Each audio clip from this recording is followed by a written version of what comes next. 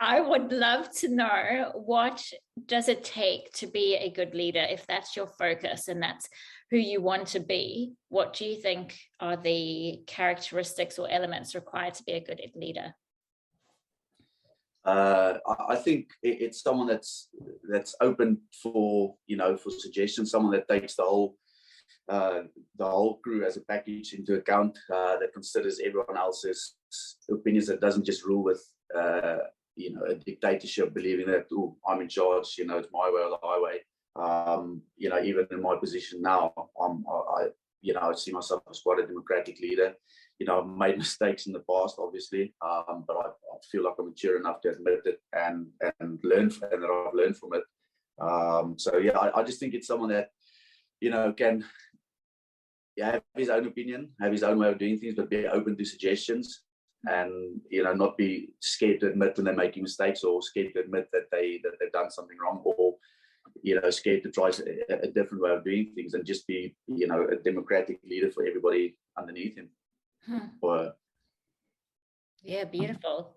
So what leadership mistakes have you observed within the industry? I think there's a lot of I'd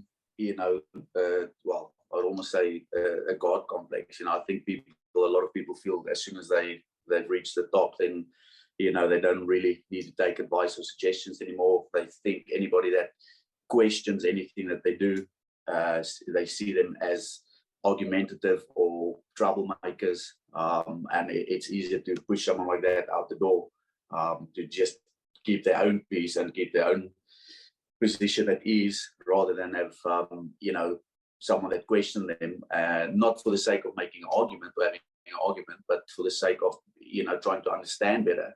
But I think a lot of people see that as a threat. A lot of people see it as, like I said, someone just being a troublemaker. And I mean, I'm not scared to speak my mind and ask questions and query.